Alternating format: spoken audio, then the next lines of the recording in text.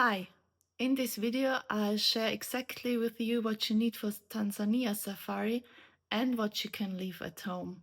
So make sure you stick until the end because I'll share one final tip which is really helpful. To help you prepare perfectly for your upcoming safari or beach vacation, you can find this printable packing list on our website. First, I recommend packing comfortable, lightweight clothing in neutral colors. This helps you blend into your surroundings during wildlife viewing and also protects you from the sun.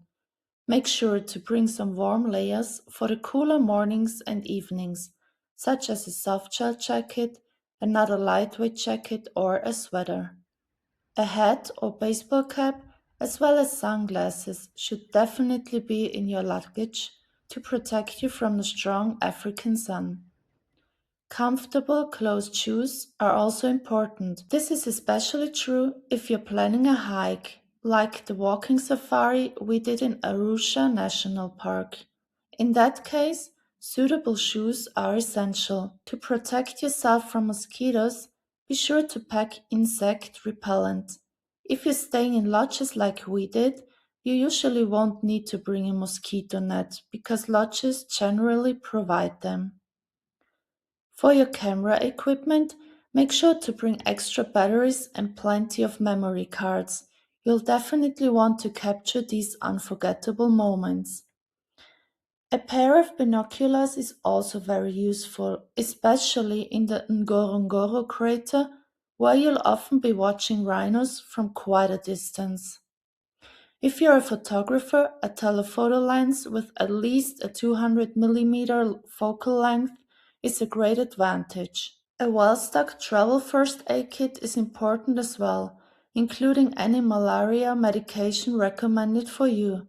Talk to your doctor or travel health clinic about malaria prevention, and don't forget to bring all of your personal medications. You'll also need your toiletries, preferably in travel sizes, wet wipes, and good sun protection.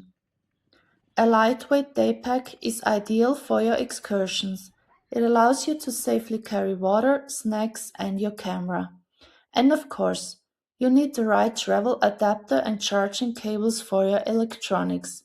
Tanzania primarily uses British-style Type G outlets, so travelers from the United States will generally need a suitable adapter. If you'd like our complete packing list and lots of practical safari tips, be sure to visit the website.